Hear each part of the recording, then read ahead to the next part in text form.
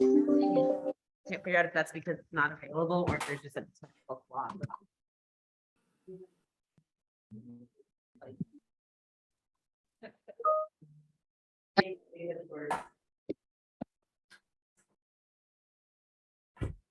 We'll be back.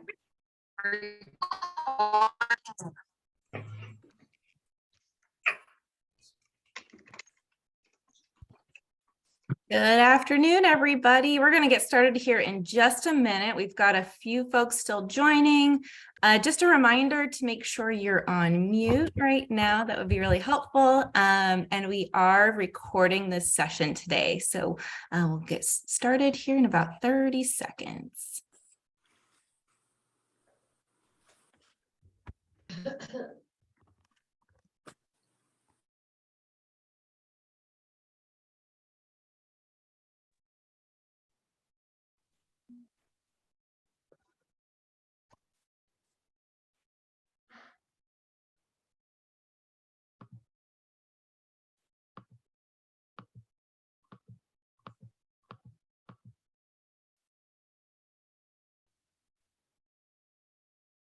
All right, I'm going to go ahead and get started.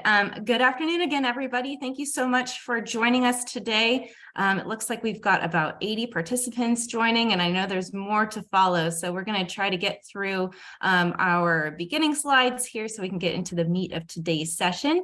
For those that I have not met, I'm Emily Sollenberger-Dobbins. I'm a program director here at the State Arts Council, and I'm joined by co-program director Laura Weiss. We are going to be tag teaming today to provide all the information about arts relief, general operating support, specifically for the Grants for Organization program. We also have our new grants director, Kathy, joining us, and I believe I saw Stephen, our executive director, on today's session too. So thank you both for joining as well. So we're going to go ahead and start with some grounding documents. This is a reference shot of the Zoom features. If you're not familiar with Zoom by now, you can find that dashboard typically towards the bottom of your screen, and you'll find your microphone and your video towards the bottom left. As you scroll right, you'll find places to find the participants, your chat box. Feel free to utilize your chat box with any questions and comments today. We're going to be monitoring that as we move through today's session. Also note there's the option to provide those comments to everyone, or you can also send some personalized messages as needed. Just to be careful of sharing your screen, I'm doing that today. As I mentioned, we're recording today's session. You'll then find reactions. You'll find your raise hand feature under reactions. So once we get to that time for questions and answers, you can use that raise hand function, or feel free to utilize those other reactions too today as we're going through. And then as you get all the way over to the right side of your dashboard, you'll find that red end meeting button. If you hit that by mistake, you can just jump back on the link that was provided today. And I'm going to go ahead and start with some of our grounding documents here. The first is our land acknowledgement statement. I'll read this aloud for accessibility purposes as well. We acknowledge the lands and waters now known as Maryland are the home of its first peoples, the Accohonic Indian Tribe, Assateague Peoples Tribe, Cedarville Band of Piscataway Indians, Choptico Band of Indians, Lenape Tribe, Nanticoke Tribe, Nasu-Wawash Band of Indians, Piscataway Conoy Tribe, Piscataway Indian Nation, Pocomoke Indian Nation, Susquehannock Indians, Youghiogheny River Band of Shawnee, and tribes in the Chesapeake watershed who have seemingly vanished since the coming of colonialism. We acknowledge that this land is now home to other tribal peoples living here in diaspora. We acknowledge the forced removal of many from the lands and waterways that nurtured them as kin. We acknowledge the degradation that continues to be wrought on the land and waters in pursuit of resources. We acknowledge that the right of the land and waters to heal so that they can continue to provide food and medicine for all. We acknowledge that it is our collective obligation to pursue policies and practices that respect the land and waters so that our reciprocal relationship with them can be fully restored. And you can find more information about the Land Acknowledgement Statement and the Land Acknowledgement Project on the State Arts Council's website. And I believe Laura's dropping that link in the chat if she hasn't done so already. Additionally, we have our equity and justice statement, and that's the arts celebrate our state's diversity, connect our shared humanity, and transform individuals and communities. The Maryland State Arts Council and its supporting collaborators are committed to advancing and modeling equity, diversity, accessibility, and inclusion in all aspects of our organizations and across communities of our state. MSAC and its grantees are committed to embracing equity and non-discrimination regardless of race, religious creed, color, age, gender expression, sexual orientation, class, language, and/or ability. The vision of the Maryland State Arts Council plays an essential role in ensuring every person has access to the transformative power of the arts. And we do this through our mission, which advances the arts in our state by providing leadership that champions creative expression, diverse programming, equitable access, lifelong learning, and the arts is a celebrated contributor to the quality of life for all the people of Maryland. Additionally, we have a strategic plan that we work through on a regular basis, and it has 5 main goals. Goal 1 is to increase participation. Goal 2 is to provide intentional support. Goal 3 is to build capacity. Goal 4 is leverage connections. And goal 5 is to bolster Maryland arts. And again, you can find a lot more information on our website about our current strategic plan, along with implementation planning. And we will be moving into a new strategic plan very soon. So hopefully we'll have more to share there. And if you have not joined a State Arts Council public meeting, we always start with creative meeting actions, and these are always great to keep in mind as we move forward into today's conversation. And those are celebrate being in the space with other creative people, engage with everyone's presence as a gift, acknowledge that together we know a lot, enter the conversation with curiosity and inquiry, share your idea and trust that it will be heard, use I statements, focus your language on the task at hand, hold one another accountable with care, apply yes and I hear your idea and I'm going to add to it, and then finally balance your speaking and listening. All right, and a few other advertisements, if you will. The State Arts Council has a lot of professional development. If you haven't seen our Eventbrite page of recent, there are a lot of different opportunities, specifically information sessions about our arts relief offerings for all the different programs. We have a lot of information sessions in general about our programs, along with topic-specific sessions, Coffee with the Council, which is on Tuesday mornings at 9 a.m. You'll also find our regional arts summit that start tomorrow in the central region in Howard County at the Howard County Arts Council. We're really excited to host there for the first time. So you can either sign up on Eventbrite for a regional arts summit near you, or I should say they're office hours, not summits, regional office hours, where we're going to be spending some one-on-one time with folks, have a time to gather and chat with one another. So feel free to sign up or just pop by the time and the place that makes sense for you. Additionally, we always are looking for panelists to join us in helping to evaluate our applications. So we rely very heavily on our constituents from across the state to do this important work. I believe there might be a public call or two open. You can find that information on our website, and I'm sure Laura's dropped that into the chat as well. But there's a public call for each of our panelist opportunities, and you would apply in Smart Simple, which is our grants platform. There's training and support provided for each panel, for each program by that staff or a team of staff members. It includes reviewing and scoring applications. It may require attendance at a public panel meeting. And of course, with all of our opportunities to be a panelist, compensation is provided for your service.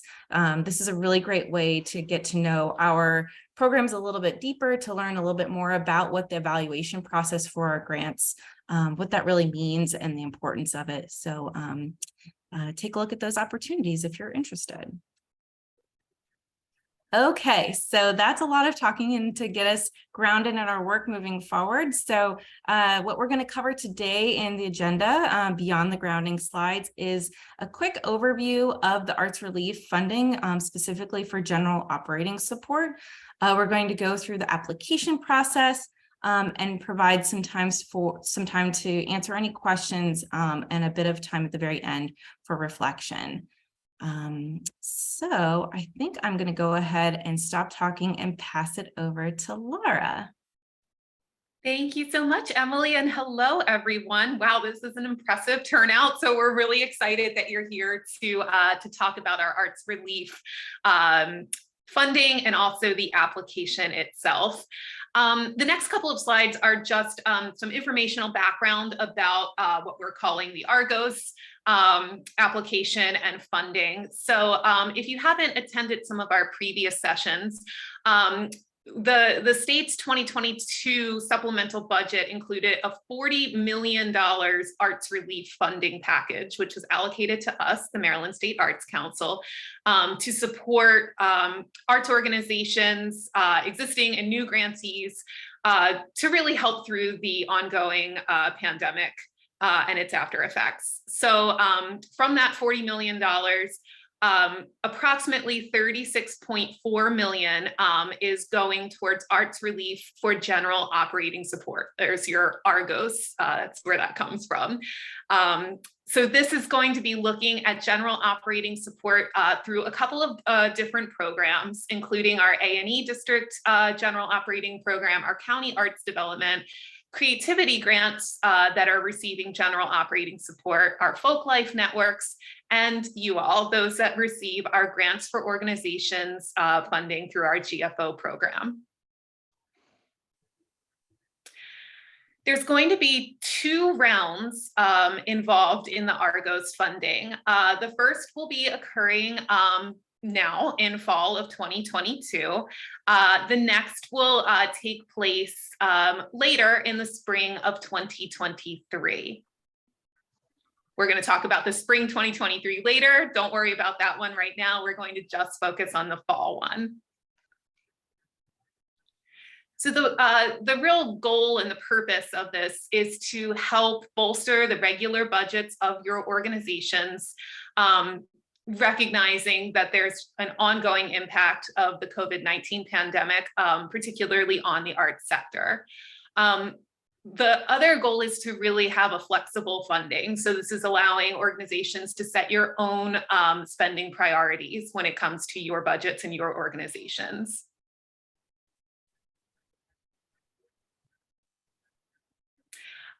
Just a couple other things to point out. It's that these funds supplement but do not replace or substitute for regular funding. So there's still your regular GFO grants.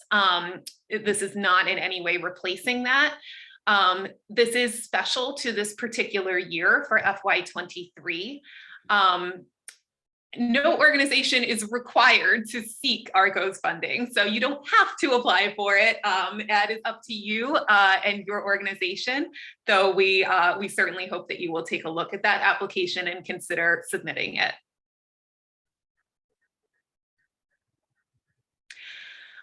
The funding itself through this particular program is going to be based on a grant determination process for regular MSAC programs that offer that general operating support.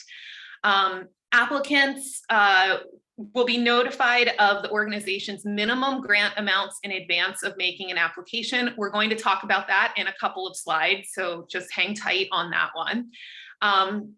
And again, if you wish to seek amounts that are less than that, connect with MSAC to talk about that. But this is mainly a formula-based thing. So we'll talk about that in just a few more slides. The funding comes in 2 types. For some of those that will be applying, specifically our arts and entertainment districts and our folk life networks, they are going to be determined as block grants. you all for the grants for organizations process, this is going to be a formula-based grant, very similar to how we determine your grants for organizations funding. So everything's going to be formula-based here. And we're going to get into those details to talk through what that equitable funding formula is. I'm going to go ahead and hand it over to you, Emily, to talk through the formula a bit. Great, thanks, Laura. So the equitable funding formula is the same formula you all have been hearing about that was approved for the GFO funding formula starting in FY24. So not this current year that you just got your award notification for, but moving forward. But our council decided to approve that we would use the equitable funding formula for this particular ARGOS funding for the GFO program. So again, we're using the same formula for GFO, but just shifting the cap allocation variable. So you'll see on your screen that the funding formula is still that allowable income times your panel score times the cap allocation percentage, which will get you your grant award. So the shift is coming into play with the cap allocation, and we're going to be doing that by moving forward with organizations dividing into 5 tiers based on your allowable income number. So moving forward, as we determine your arts relief general operating support, we're actually going to be using your same allowable income number from FY23 GFO application. And we're also going to use your same panel percentage from your most recently completed on-year application, which was also used for your FY23 funding formula. So those 2 pieces are staying the same within the formula itself. So again, what we're moving forward with is a cap allocation shift based on this, the arts relief allocation. And we're going to get into a little bit more details here on the next slide. But for reference, the FY23 GFO cap allocation percentage for all organizations was 6.699. So what we're looking at when we're dividing organizations into those 5 tiers based on your allowable income number are on your screen. So tier 1 would be $50,000 to $500,000 in income. Tier 2, $500,000 to $1.5 million in allowable income. Tier 3 is the $1.5 to $5 million. Tier 4 is $5 to $10 million, and tier 5 would be our $10 million and over. So again, these are the same tiers that were shared when we announced this shift last fall, and they're going to be used for future GFO determinations as well, starting in FY24. Additionally, all of this information is on our website. It's been on our website with the upcoming programming changes for GFO. So all of that it's intended to be very similar and in the same vein. So so we're all moving in the same direction. Okay, so then knowing where you may lie within your tiered system here, the shift, what we're looking at projecting for cap allocations for the arts relief funding are these cap allocations here. So again, this is really our projections based on the information we know from your FY23 GFO award amounts. And we're also assuming that everybody will apply for this funding. So we've determined these kind of general projections of cap allocations if all of that moves forward. So note that these are subject to change, but it does give you a general idea of what to expect. So since you know your allowable income number and you know your panel percentage, you can essentially do the math here to determine what your arts relief funding may look like.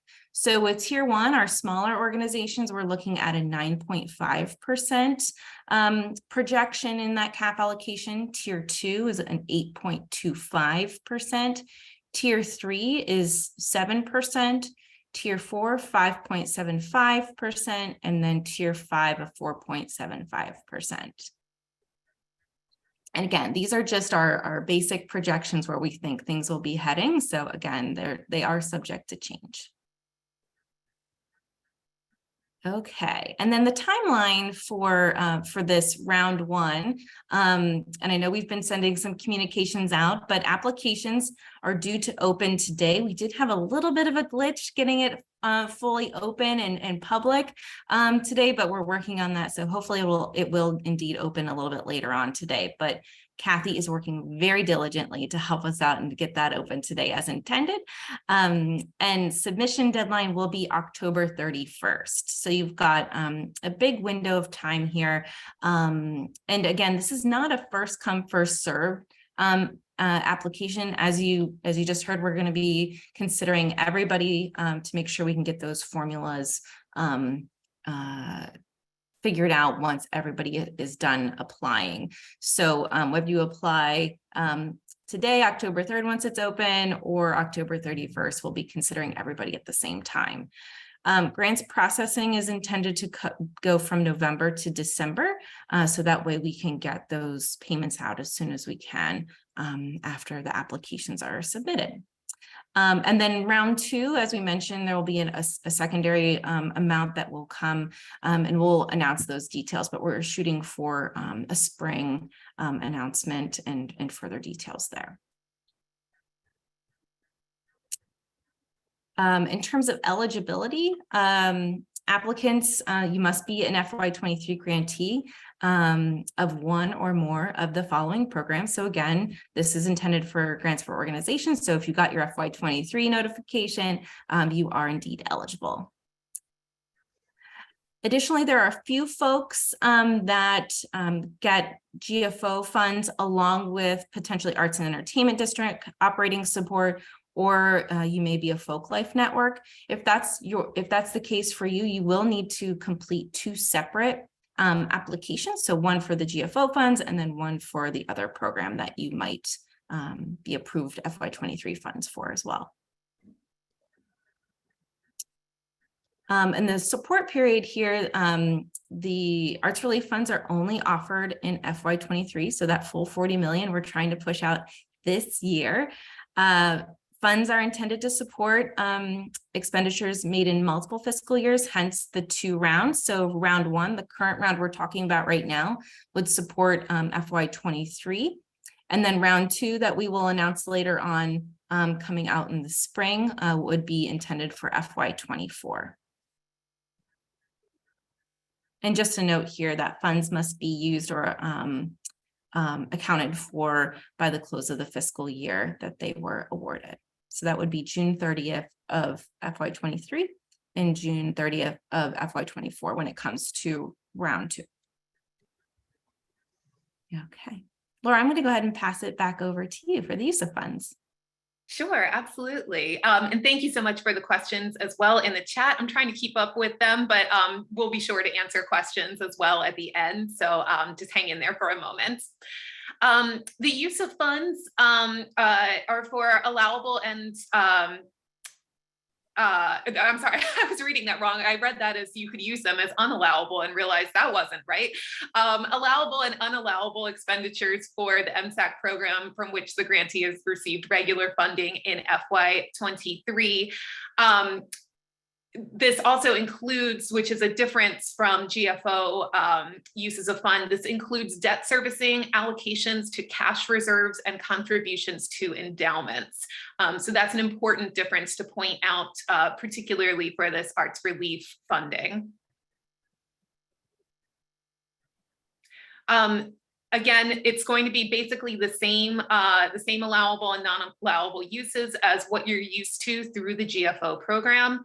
And again, just pointing out for this particular funding that you can go towards debt servicing, allocations to cash reserves, and contributions to endowments. It is important to note that for future GFO applications, the arts relief funding cannot be used towards your total allowable income moving ahead. It will be considered a non-allowable source in that financial table that you fill out in future years. So you'll see that when it comes into play in future years applications. So we'll make sure that we point that out as things, go forward to future applications. And as with all state funds, they will not be considered as matching income for the GFO program. So just take that into account when you're thinking about future applications.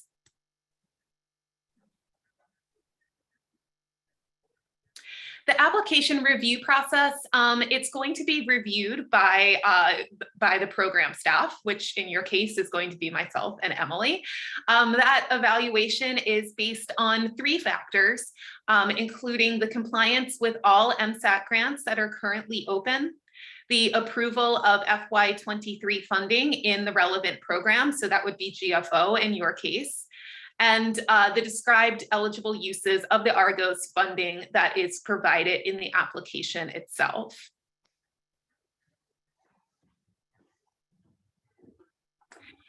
This is just a note about being in compliance with other funding requirements. If there is something that is missing, perhaps an FY22 final report or other things that maybe you have not submitted, those are required to remain in compliance and to receive this additional funding through this or other programs. So just a note to make sure that those things are in. If you have questions or concerns about that, definitely reach out to myself or Emily so we can make sure that you are in compliance and therefore eligible to apply.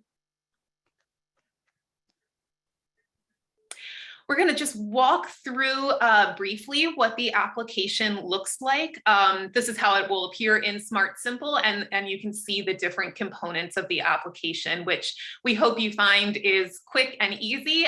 We tried to make sure that it was not cumbersome for our organizations or for our staff. So you'll be logging into your Smart Simple account, which hopefully you have your login information and your password. If you need any assistance with that, definitely let us know. You will need to also make sure that your UEI, your unique entity identifier, is updated in your organizational profile in Smart Simple. So do be sure to make sure that you have that information up to date. If you don't, again, reach out to either myself or Emily or our grants office for assistance, and we can help point you in the right direction for the federal help desk on that. There are just a couple of other things here. There is going to be a final report that's due at the end of the funding period. We don't have that to show you here because that will be later on, but that's just a note that there will be a final report.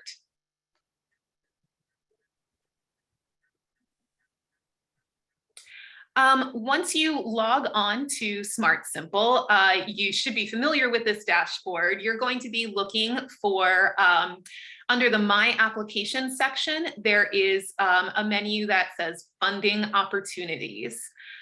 You're going to click on this, and from there you will see that there is a new application, that is called the Arts Relief Funding General Operations. So that is the one that you're going to want to click. Actually, Emily, do you mind going back one? I just want to make sure everybody has the title. So they're going to be looking for Arts Relief Funding - General Operating Support. It is not there yet. As Emily said, we did run into a glitch this morning, so it has not launched as of at least about a half an hour ago, but it should be there shortly. So keep your eye on that. We'll send updates as they become available as well. So once you begin that application, it's the same process as I'm sure you are familiar with. You'll need to go ahead and save the application to sort of activate it and start work on it. You're going to find that there are some very straightforward questions that all have drop-down menus. This is the first part of the application, these couple of questions. These should look very familiar to you as they are questions that also pertain to the GFO program. So you'll be answering in the drop-down menus, yes or no, but they should all be yes because you have all received FY23 GFO funding. You're going to be answering if you have been approved for FY23 funding. Does your organization have ongoing programs to produce or present the arts to the public? Is your organization incorporated in Maryland or have a significant physical presence in Maryland? and has your organization operated for 1 full fiscal year. Once you complete those couple of drop downs, then there is just one very brief narrative question, and that asks you to briefly describe your organization's current financial picture and include how arts relief funds will support your general operations, capacity building, or other sustainability efforts. And you'll see there that there is a narrative box for up to 500 words. And that is the only part, that's the only narrative question as this application goes. So you just have those drop downs to answer, and then this one narrative question. Additionally, there is one more tab that just has the pieces that you are used to putting into our applications, including your IRS letter of determination and a signed W-9. You'll have to upload both of those documents into the attachments tab of the application. And that is the end of it. That's all that we have for you. It's hopefully going to be a quick and easy process for you. And we really did aim to make this as streamlined as possible. I'm seeing the chat kind of blow up. I hope that that's all good things. It looks like it is. So that is really the bulk of our presentation today. We did just want to note that this is a unique opportunity for us to have this additional funding, and we're so excited to be able to distribute that and work through it. Unfortunately, the funding did not come with additional staffing, so we do just want to note that that we are your program directors for GFO and many other programs, as well as this funding as well. So just think about that when you're planning. If you need our assistance, if you'd like us to take a read through anything, help with anything, just allow for a little bit of extra time, as sometimes the emails can get a little bit backed up, but we are here to help you however we can throughout this process. I think that we can open this up then for questions and answers. Anything else, Emily, before we jump into any questions? I don't think so. I think we've got it covered. There were a couple of questions in the chat just about the types of funding, and I just want to confirm that generally the allowable uses are the same as GFO, so that is no capital expenditures. But yes, for this particular funding, you can use for debt services, endowments, starting one, adding to one, along with cash reserves. And I think somebody asked about what cash reserves was, and that's a separate bank account, if you will, a separate use of cash that you would set up in it along with your board. Happy to chat through those options too for anybody who has questions. But I do see Emily Corey has her hand up. Hi, Emily. There, good morning. Thank you so much. I'm here with Laura Malkus, who is our Director of Communications, and she has a great question. So first of all, this is amazing, and thank you very, very much. We're super grateful, and this is just astonishing. You should have seen our faces when we saw the one question. But the question that I have is the one narrative question asks about your financial outlook. And I am wondering if that is an evaluative question. So in terms of some of us have been trying to very carefully steward some of the other emergency funds that we've gotten. And so will a determination be made about whether or not you're awarded based on how dire your need is? Will it count against you if you're sort of managing okay at this point, is my main question. Thank you. Thanks, Laura. Great question. I think that mainly what we're looking for there is more of it's an eligibility point. Excuse me. So we're reviewing those. There's not scoring associated with it. So we're reviewing these pieces more from an eligibility perspective. So we're making sure that the described use of funds is all allowable under the program. That would be really the main, what we're looking for there. Does that make sense? Laura, could I just jump in as well? Yeah. And hi, everyone. I'm Stephen. I'm the executive director here at the State Arts Council. Also, just want to chime in, yes, to what Laura said, but also we'll be looking at these not evaluatively, but to get a sense of the impact of and where organizations are financially. So it's more information gathering for us. So yes, it won't impact your grant award. That's formula driven, but it does provide some information for us. Thanks, Thank you, Stephen. Does that answer your question, Laura?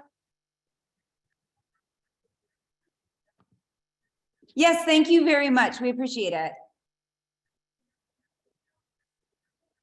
Great. And I see Dan Combs has his hand up. Hi, Dan. Good afternoon. I just wanted to get clarification. It also said that unlike the GFO, this could be used, I assume, to put money into endowments as we're part of Cecil College. So we have endowments set up for the theater specifically from people that donated money to have the building built and run the theater program. So I just wanted to get clarification on the endowment part of on the one slide.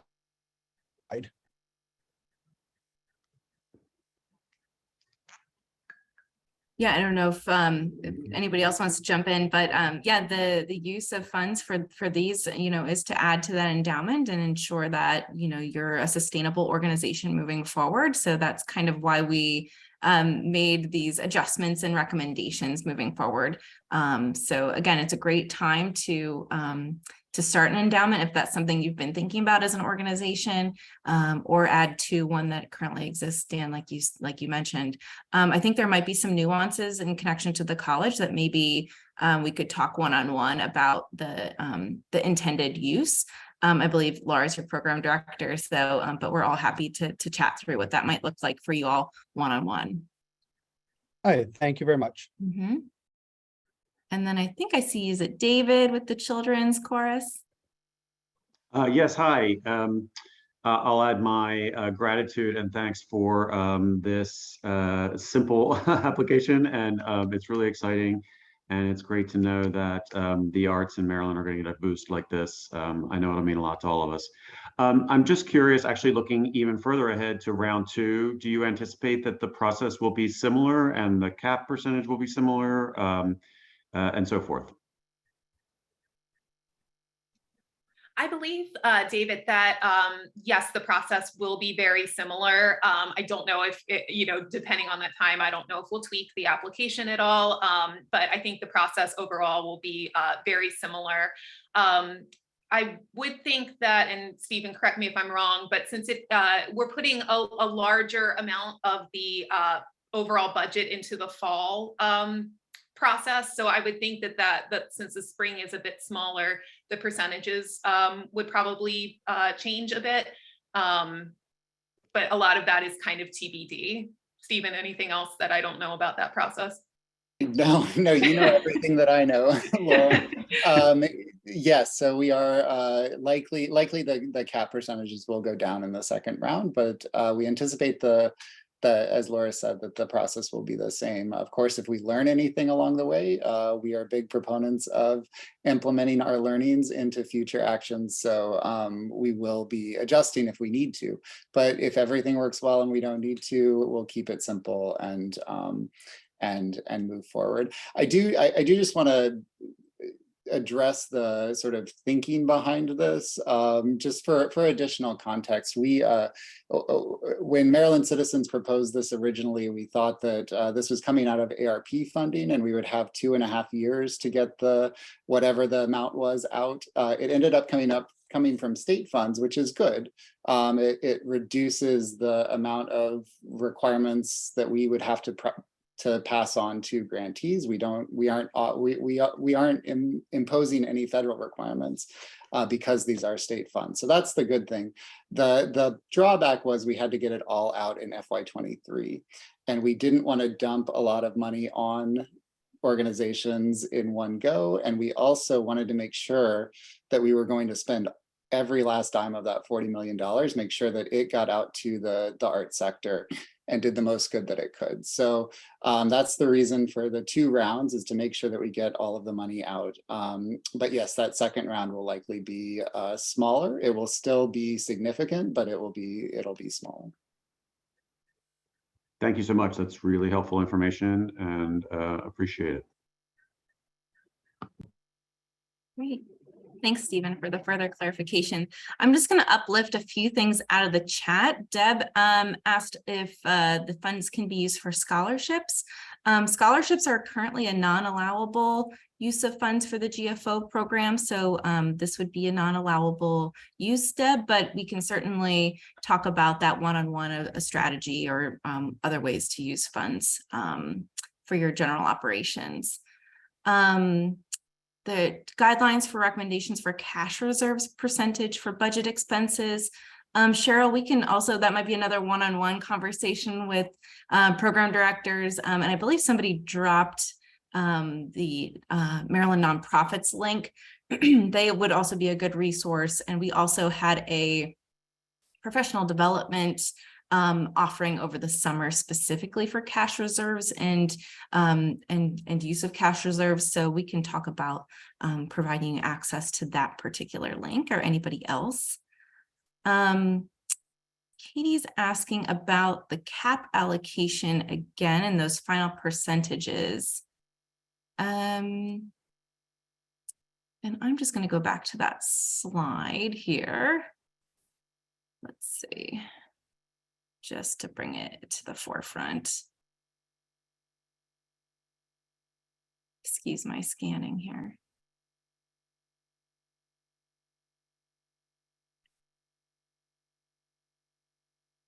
And you have a $2 million budget. So yes, you'd find yourself in tier 3. So you, because we will be coming up with the formulas and figuring out the formula base, but you could likely find yourself around that 7% cap allocation. So I hope that helps to answer. And if anybody else have questions about these particular percentages, we can go into that in more detail if needed.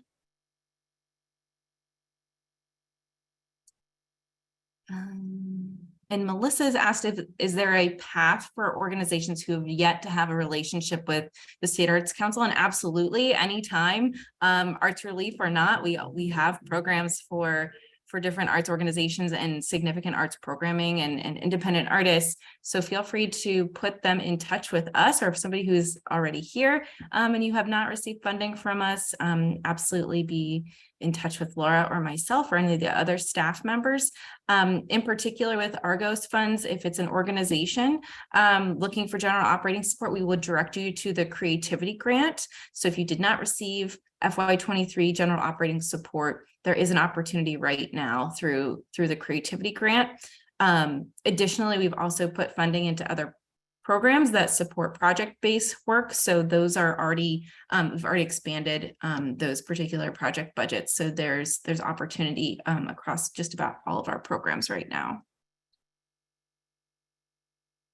Anything else I'm missing here, Laura, Stephen? No, I think you've gotten most of the questions. I did just want to clarify. I think that I saw a question a little while back on the chat about the cap allocation.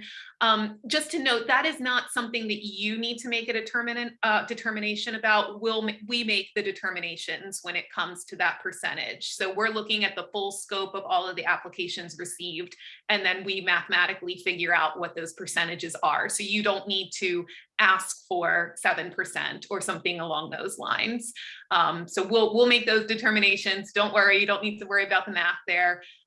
We'll take all of the information from your FY23 applications. That would be your total allowable income and your panel percentage. And then we determine the cap allocations from there. Laura and Emily, I'm seeing a physical hand raised by Matt. Matt, do you want to go ahead and unmute?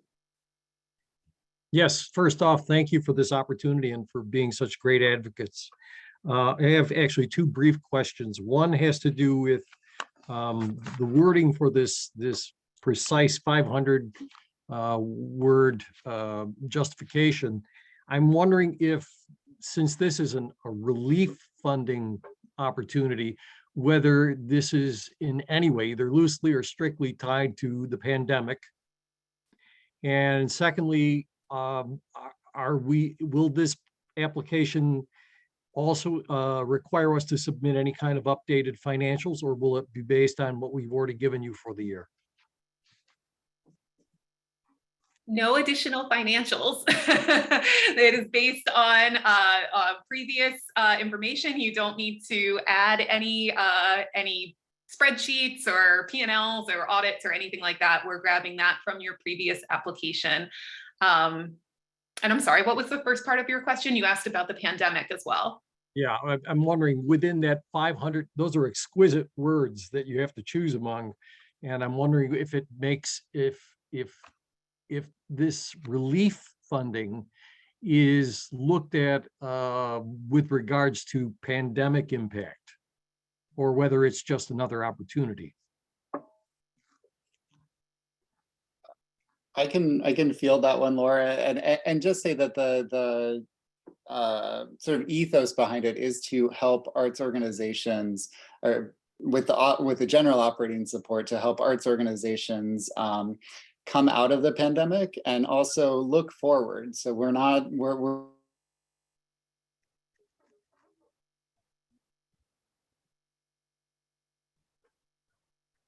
still not out of the pandemic. Ease and the flexibility with this funding is that we kind of know where we are, but we don't necessarily know everywhere that we're going. And so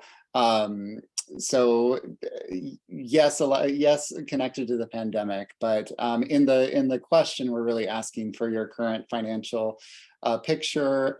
You can include how the pandemic has affected that, and then how you're going to plan to use this funding to support your operations going forward. Very good. Thank you. Thanks, Stephen. Thanks, Matt.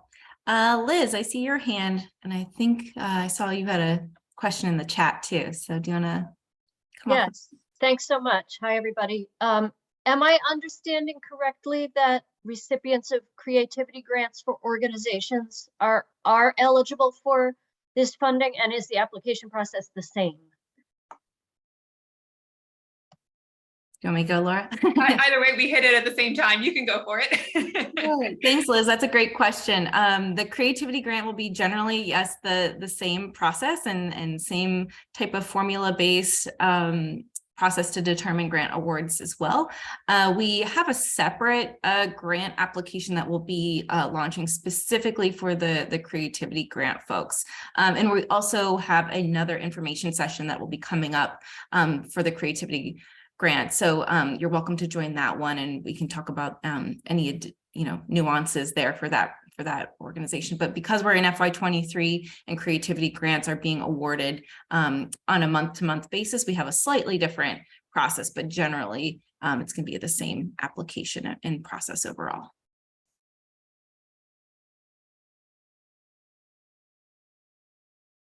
Anybody else here that would like to vocalize any questions or comments? I believe Liz Pelton has their hand raised. Yep, that's who just went. Oh, okay, sorry about that. And just to note, if you haven't already discovered it, the guidelines and other information about this are all available on the website, and we can drop a link for that. So you can certainly check that out just to follow up with any of these definitions when it comes to allowable and non-allowable and different things like that. You can check out the guidelines. And of course, Emily and I can also help answer any questions for those kind of specifics.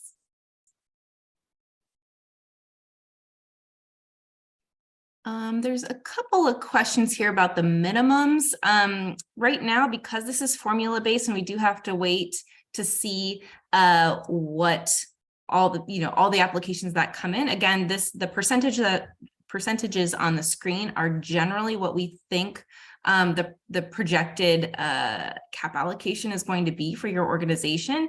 So we encourage you to take those variables and play around with the numbers to get a general idea of what your grant award could be.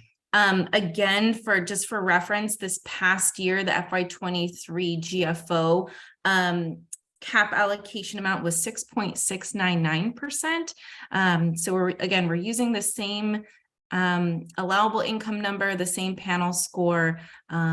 So just for reference, you can kind of get an idea if you find yourself in a place where your cap allocation is a little bit higher than that, your grant award may be a little bit higher, and if it's a little bit lower, it might be a little bit lower. So just a kind of some baseline numbers that might help.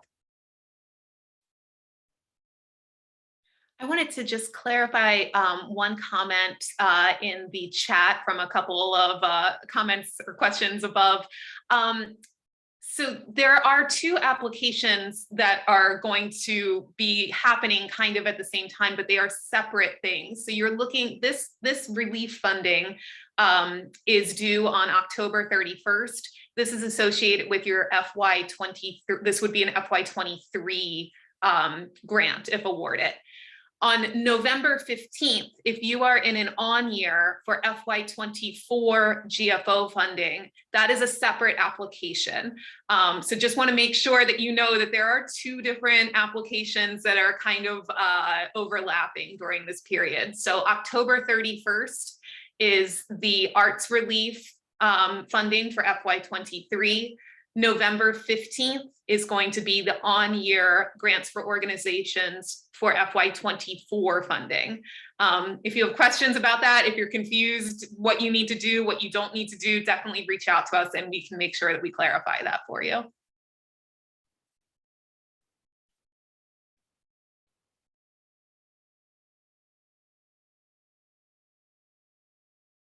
And one other note, I just kind of based on that with all the different pieces and moving parts, and we know there's reports spattered in there too, that Laura and I, take the approach of not leaving anybody behind. So we do pay attention to who's in draft process, who's submitted, and we cross-check our lists of all of our grantees.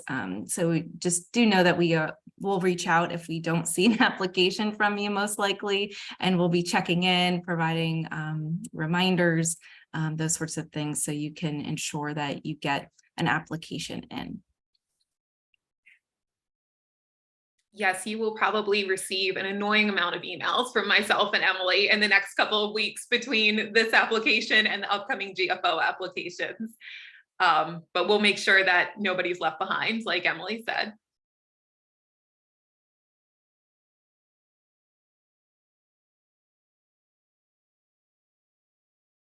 Okay, we have just a few more minutes. Any other final comments or questions that we can help clarify? Stephen, I just saw you on mic there.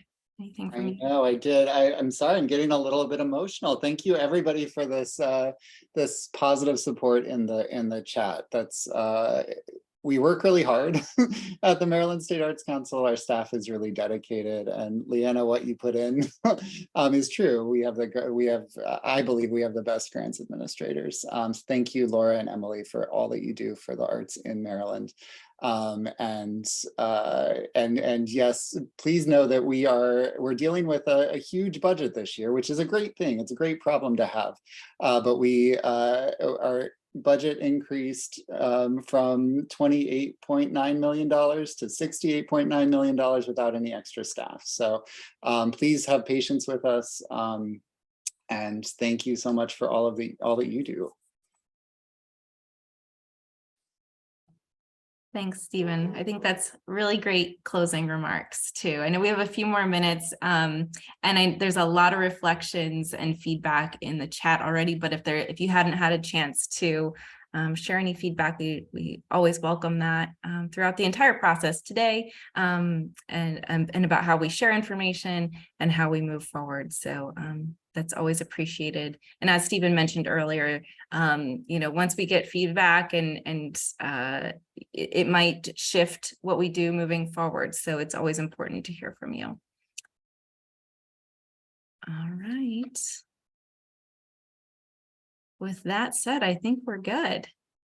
Thanks everybody for coming today, spending about an hour of your lunch break. And again, we're here if you need anything along the way. Have a good afternoon and a good week ahead.